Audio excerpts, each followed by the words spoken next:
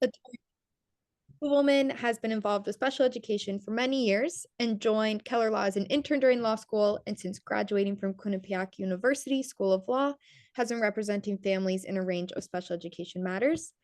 Thank you for being here, and I will pass it over to you to get started.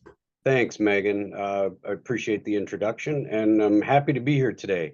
Um, today, we're going to talk about basically the procedural safeguards and then sort of blend in at the end to a little bit about suspensions, expulsions, and then MDRs, which are manifestation determination reviews that are an extension of the suspension expulsion world for special needs kids. But the procedural safeguards are your protections basically throughout the due process system. I want to read a quick disclaimer. The information provided in this webinar is for informational purposes only and does not constitute legal advice. This presentation is not to be construed as attorney advertising, and no attorney-client relationship is established by attending or participating in this event. The content reflects the views of the presenter and should not be interpreted as legal guidance specific to your situation. We recommend consulting with a qualified attorney for any legal concerns or questions you may have. By participating in this webinar, you acknowledge and accept these terms and understand that we disclaim all liability for any actions taken based on the information presented. If you do not wish to acknowledge and accept these terms, please do not continue to attend this webinar either virtually or in person. So that's the business part, and now I'm going to launch into there we go. So just a quick agenda of what we're going to talk about today. We're going to talk about the procedural safeguards, what they are and why they're important. They deal with your right to participate in IEP meetings, or here in Connecticut, we call them PPT, or Planning and Placement Team meetings. The right to access educational records, right to consent, the right to request an evaluation, the right to an independent educational evaluation, which is an IEE, which you'll hear referred to numerous times in this presentation. Your right to dispute resolution, the right to receive notices, right to educational services in the least restrictive environment, and a right to transition services to be informed of the procedural safeguards. So the process of, and also then we're going to talk about the process of suspension, expulsion, and manifestation determination meetings. So the definitions, the procedures, and the outcomes from those. So that's our agenda. We're going to cover a fairly large amount of ground today as we go. So what are procedural safeguards? Well, procedural safeguards, they're rules and regulations that protect an individual's rights to due process. And they come to us through a famous Supreme Court case, Matthews v. Eldridge, which outlined 3 factors for due process. And the first factor was the private interests affected by the public action. And in this case, the interest would be the educational rights of a child as outlined in the IDEA. And then the risk of an erroneous deprivation of those rights. Without the rules or level of the rules, what is the risk that the child would be deprived of that education? And the third thing is the government's interest in the potential burdens of these rules. So sort of cost of administrative procedure, time factors, et cetera. And so they weighed all of those things to come up with what constitutes a deprivation of due process rights.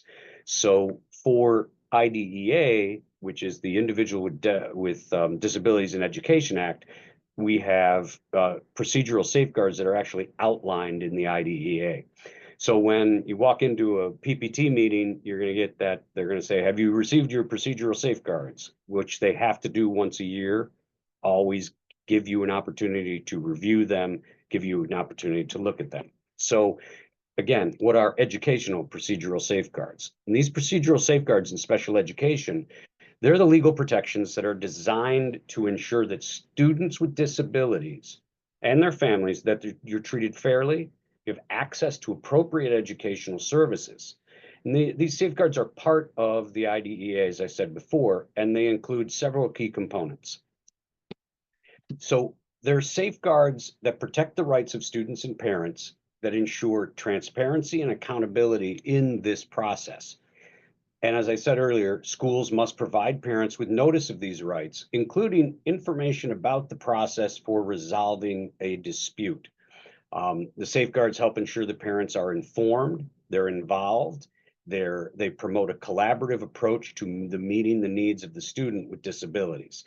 So the idea is that we want the parents to be a big part, parents and guardians to be a big part of this process. And it's incumbent upon the LEA or the local educational agency, or in your terms, the school, to make sure that they follow these rules.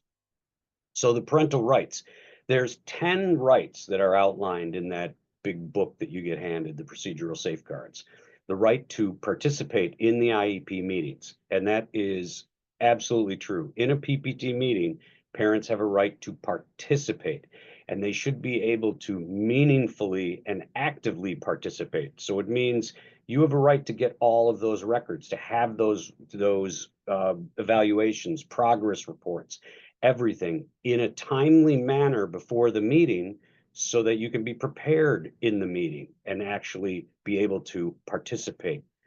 They can't just, you can't go to the meeting and they throw the stuff at you and say, okay, here's what it is. So they need to supply that information ahead of time.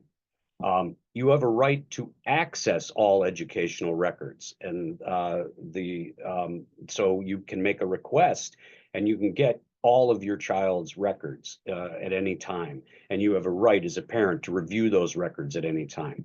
You have a right to consent to evaluations. You don't have to have the evaluation done. You don't have to have a placement done. You have a right to consent to those things. So it's a part of the discussion that you should have within the PPT process. You have a right to request evaluations, to say, I think my child needs to be evaluated. Parent or guardian, say it. You say, I think there's an issue here. We need to refer this child to special education. He or she needs to be evaluated. You also have a right to an independent educational evaluation, which is an IEE, which is if you disagree with one of the evaluations that the school had done. You have a right to that. And we'll talk about that a little more later, because there's some nuances in Connecticut that happened in 2020 that changed that process a little bit. You also have a right to dispute resolution, which is things like mediation, negotiation. Before you get into the actual due process, you would file a due process complaint. There are some other avenues to try to resolve any disputes. You have a right to receive notices, any notices of any meetings, any notices of change of placement, any of those things. You have a right to receive those notices. You have a right to educational services in the least restrictive environment. So you'll hear people throw out acronyms all the time. And LRE, it means the least restrictive environment. The least restrictive environment is the general education population in a regular ed classroom. The most restrictive environment would be something like being just at home. Homebound is a very restrictive environment for a child to learn in. So we want to find the least restrictive environment for that child to excel and make meaningful progress. You have rights to transition services, or as we refer to them a lot in Connecticut, 18 to 22 services. And you have a right to be informed of all of these procedural safeguards. So we're going to break some of that stuff down. So right to participate in the meetings. You have a right to actively participate. So as I said before, you have the right to have all of the information so that you can ask questions, you can receive answers, you can disagree, you can bring up other points. You have a right to that in those meetings.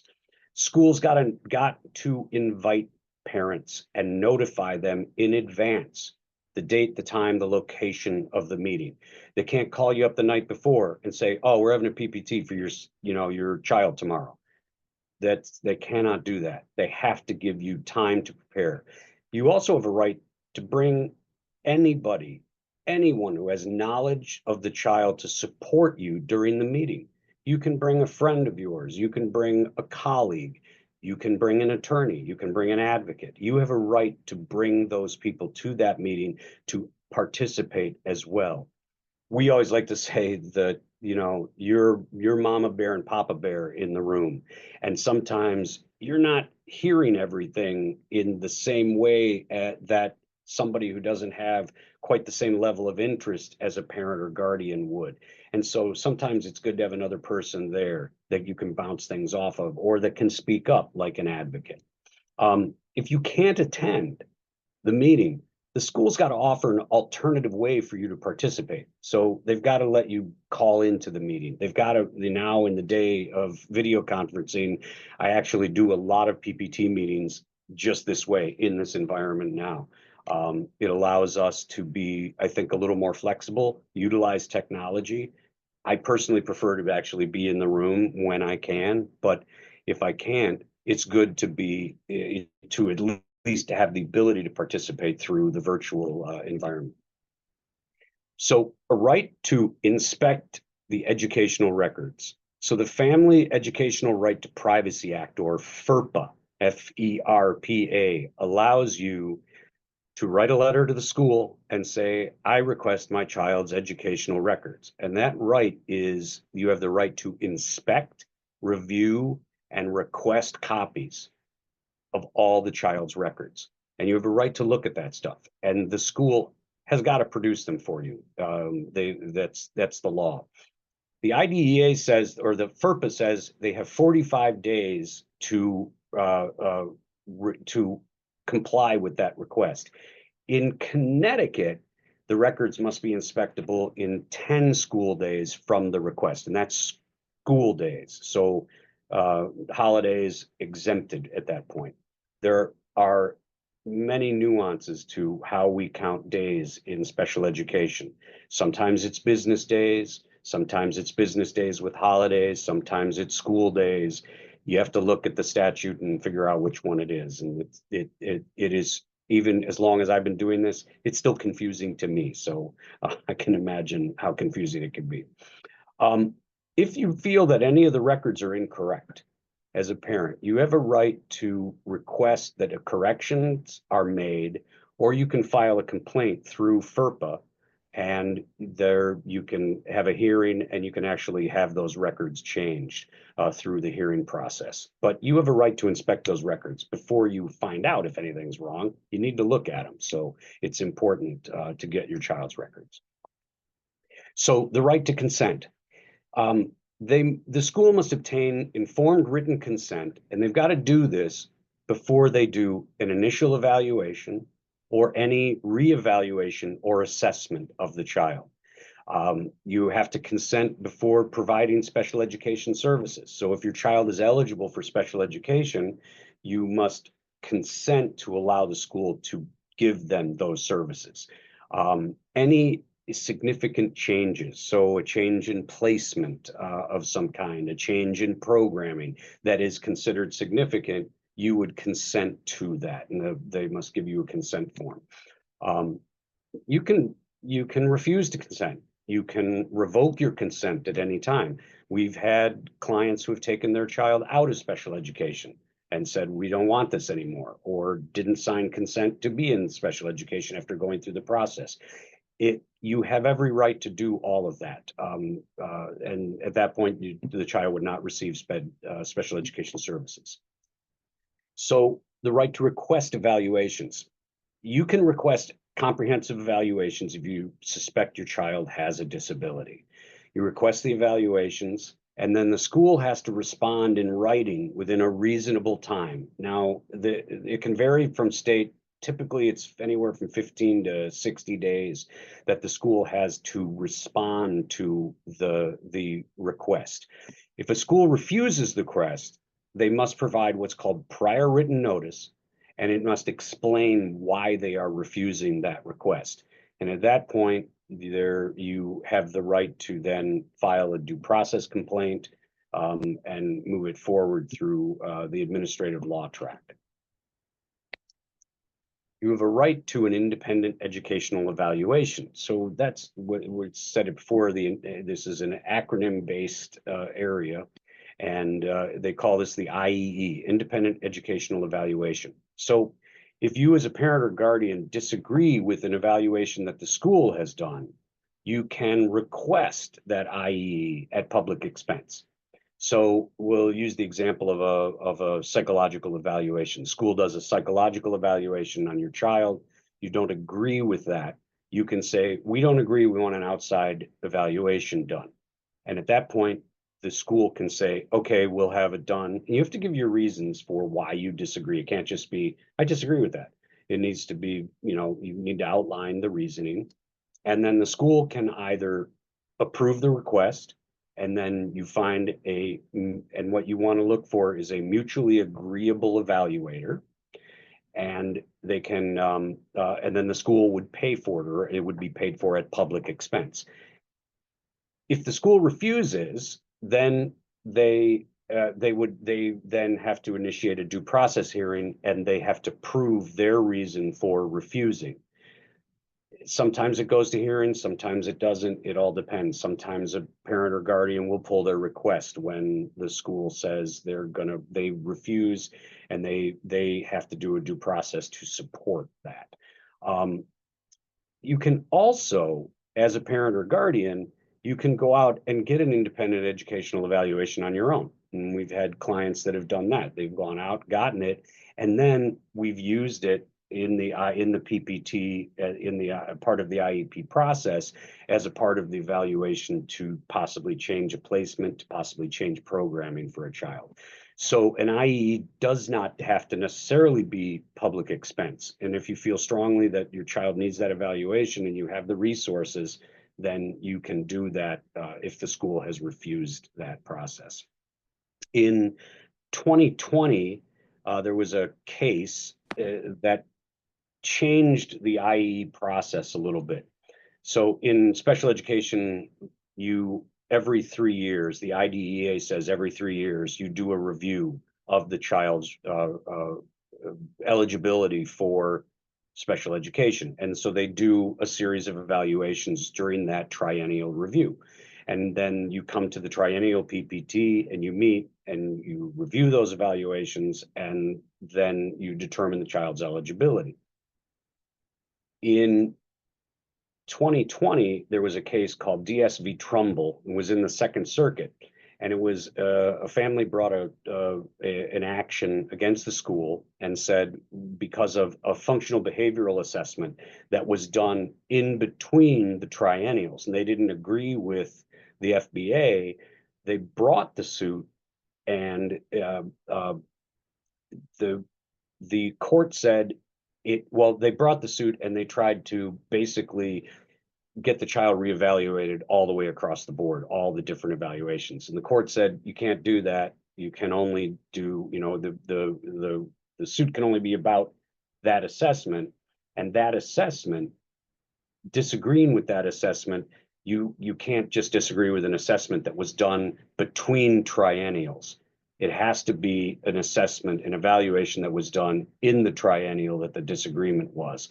So the court sort of took away the ability to request an IEE mid-cycle, so to speak. So that, because of that ruling, if you're requesting an IEE, you're requesting it based on reviews and evaluations that were done at the triennial, not in between. So in between, they refer to those as targeted assessments. So that's just a little side note. It's come up for us in representation a number of times that, not able to disagree with an assessment midstream, so to speak. So right to dispute resolution. So there's different ways to do, for dispute resolution. There's just simply a negotiation between you and the school. If you have an attorney, a negotiation between attorneys, that's another way to resolve a dispute.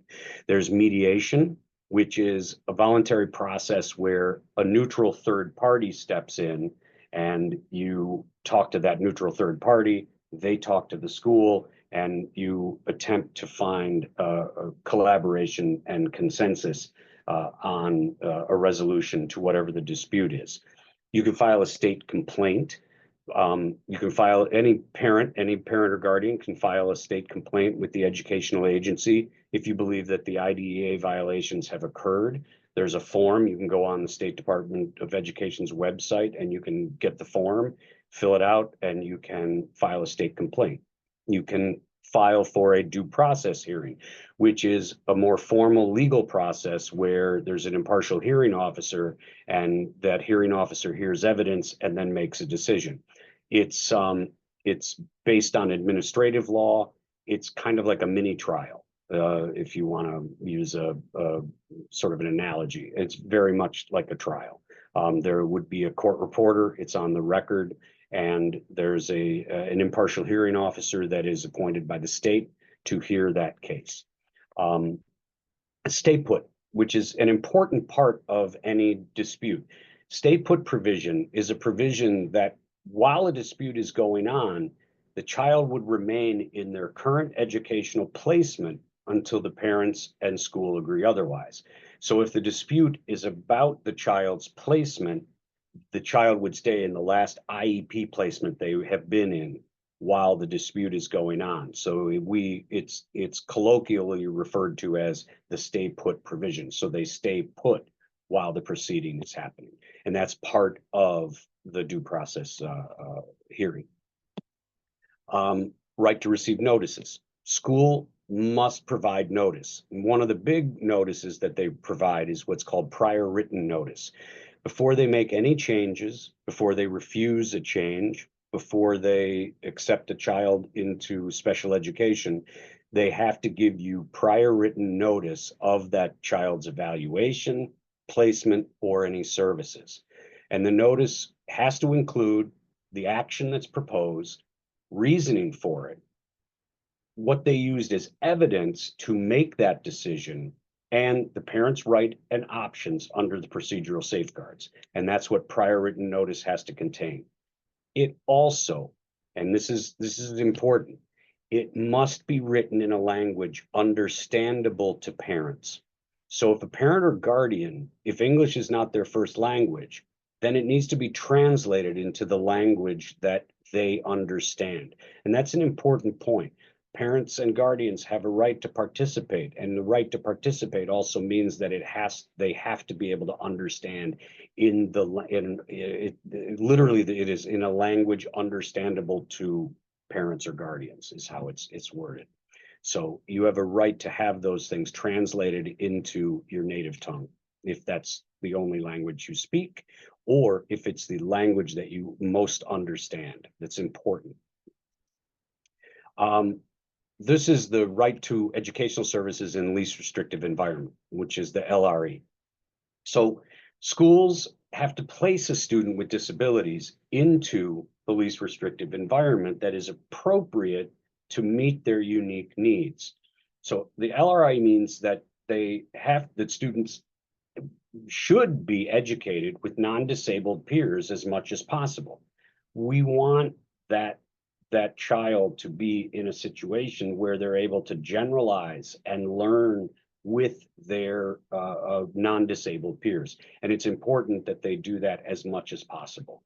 The less time that they spend with non-disabled peers, the more restrictive the environment is considered. So schools have to take into account and consider accommodations and supports before they place a child into the more restrictive environment. So examples of that are separate classrooms. So a child that's put into a self-contained classroom, that's putting a child in a very restrictive environment because they spend less time with non-disabled peers. Out of district placement, which at times can be absolutely appropriate for a child to be in an out of district placement, but that is a more restrictive environment than being in the self-contained classroom in a school where they have opportunities to participate with non-disabled peers. So these are things that you want to consider. What is the least restrictive environment that can meet the unique needs of that particular student? So the rights to transition services. So beginning at age 13, the IEP must start to include a transition plan to prepare students for either post-secondary education employment, or simply independent living. So the school must provide individualized services to support the student's transition to adulthood. And transition services in Connecticut, we passed a law 2021, I believe it went into effect, where a child who is receiving special education services is eligible for transition services until the end of the school year in which they turn 22 years of age. We sometimes colloquially refer to that as 18 to 22 programming. So a child who is in need of, assistance learning how to navigate the employment environment. That child, after high school at 18, does not need to accept their diploma. They can continue in educational services of transition through until they're ready to be exited or the end of the school year in which they turn 22. And that's important because that's a right that they are entitled to.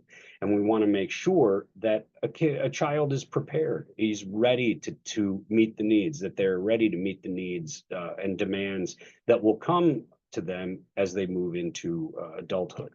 And sometimes they just, need an extra boost for a year. Sometimes they need some services until that 22, end of school year 22.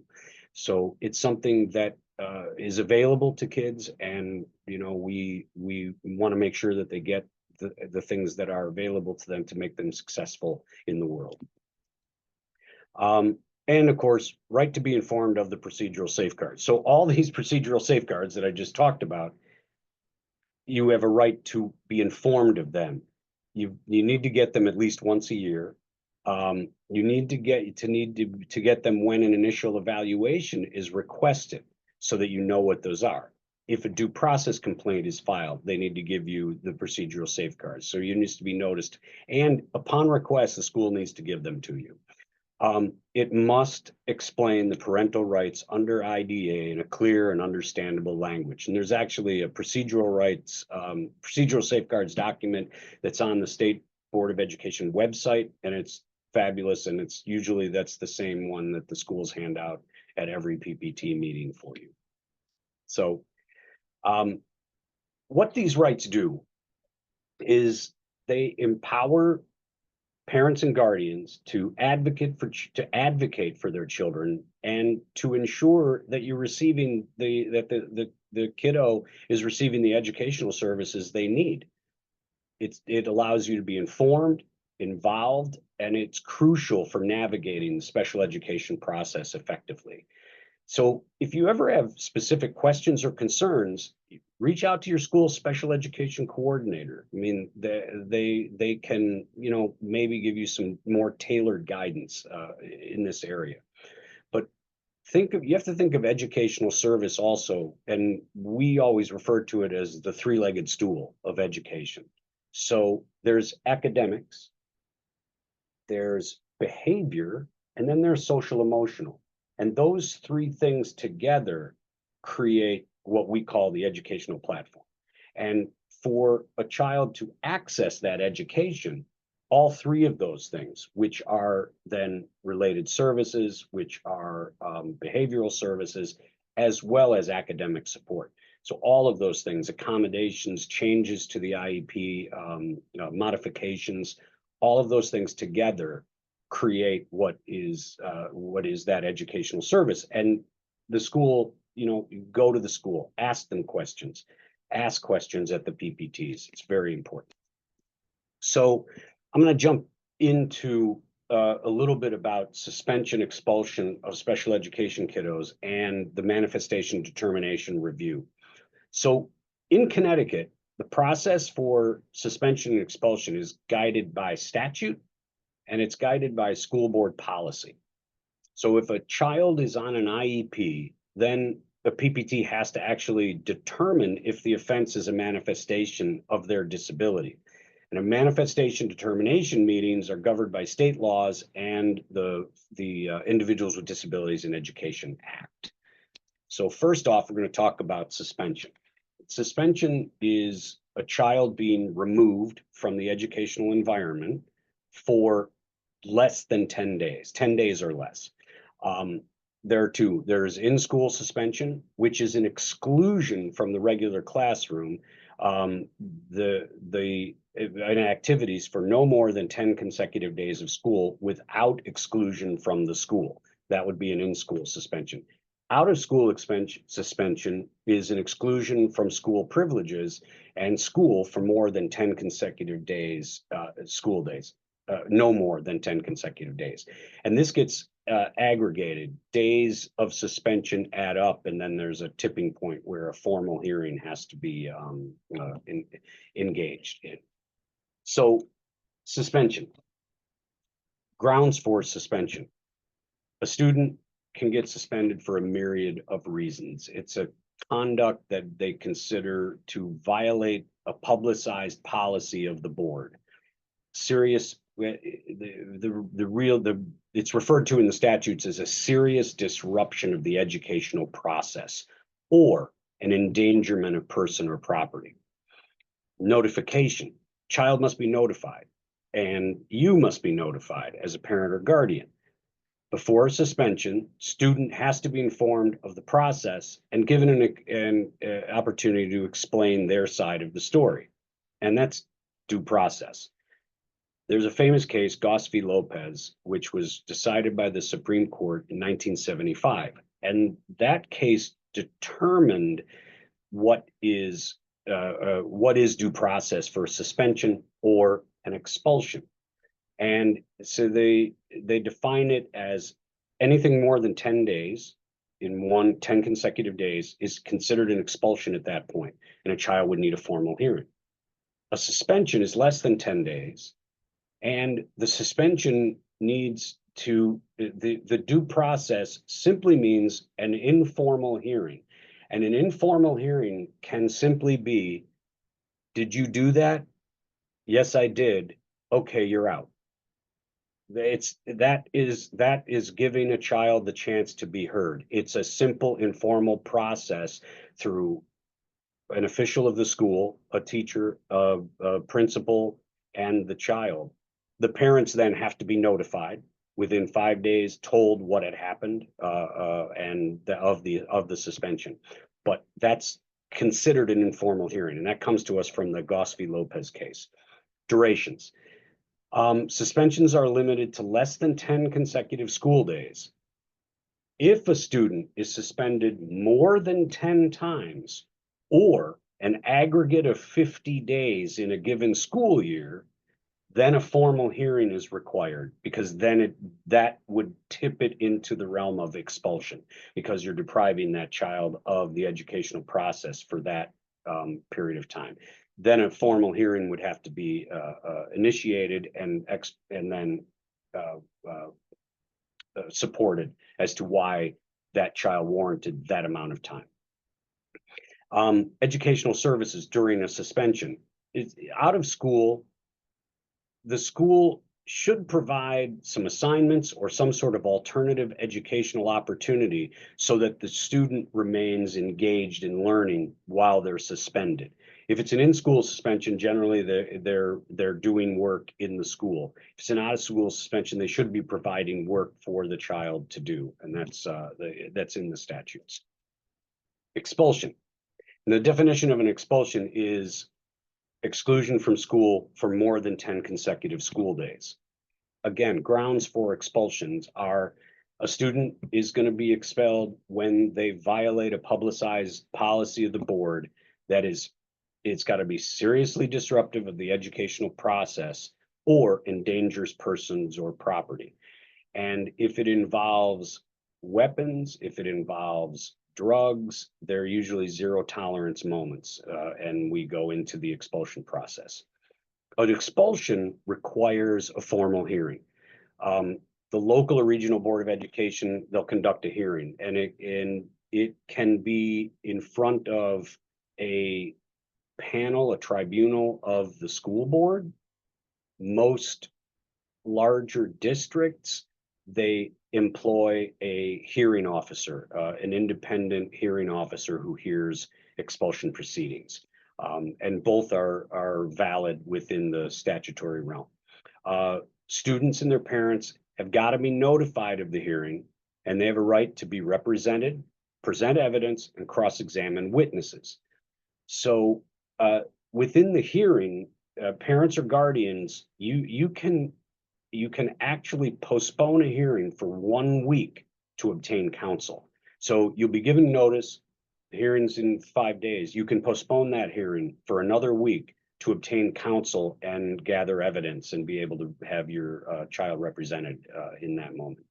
A decision, again, it says a majority vote of the board members present at the hearing is required for expulsion, but this can also be a single independent hearing officer that could be appointed that hears that and then determines a decision. Educational services.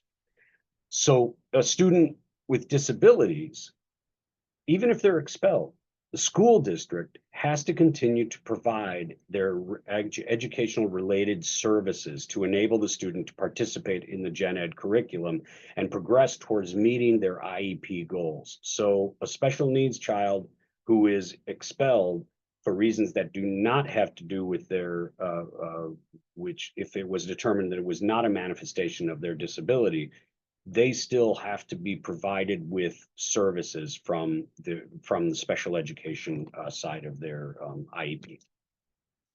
So I've mentioned this a couple times, manifestation determination review. The purpose of this is a child who is in special education, if they have misbehavior, we want to determine if that misbehavior is directly related to their disability. So they violate a school policy. We want to hold a meeting that says that a PPT meeting, which we sit down and we determine, is this behavior, is the violation of that school policy, which is leading to this potential removal, exclusion from school, a manifestation of their disability. It's got to be within 10 days of any decision to change the placement of a student with a disability due to a violation of the school's conduct code. And an expulsion is considered a change in placement of the child's, change of the child's placement, at which point we have a manifestation determination. This meeting is basically, it's a PPT meeting, style meeting. It's held, the local educational agency, the parent, and any relevant members of the team are there. And we have a discussion. And the discussion, we review what happened. We review all relevant information. We look at the child's evaluations. We look at any teacher observations. And what we're trying to do in that meeting is determine whether that action, that behavior, was a manifestation of their particular disability. Was it caused by, had a direct or substantial relationship to that disability? And, or was it a direct result of the LEA's failure to implement the IEP? Simple example of that would be a child who should have a one-on-one para with them at all times. The one-on-one para was not there for whatever reason. That's the LEA's failure to implement that IEP. The one-on-one wasn't there that day, came in, wasn't sick, called in sick. They didn't find support. Is that a manifestation of that child's disability, the behavior that happened that was a violation of a school policy? It's very possible that it was. We would go into that situation, we would have that discussion and determine, was it a direct result of the LEA's failure to implement? If it was, then it's a manifestation. If the outcome is that, yes, it was a manifestation, then with the team, the PPT and the IEP team, well, we have to conduct a new functional behavioral analysis if it's needed. If it's already been done, and then we want to look at the behavior intervention plan, and does that need to be modified? And the student returns to their original placement unless everybody agrees at that point that we need a change of placement for whatever reason. If it is not considered a manifestation of their disability, then it goes back into the expulsion world of, we determine what disciplinary actions would be applicable because of an expulsion at that point, and they would go through an expulsion hearing at that point. But remember, again, must continue to provide educational services to the student. So that's the manifestation determination. So that's all of that in a nutshell. It's sort of a quick overview of the procedural safeguards that you are that protect you and your child or the child during this process, and a quick overview of some behavior issues that would lead to suspension, expulsion, and the manifestation determination. I'll take any questions now at this time. We want to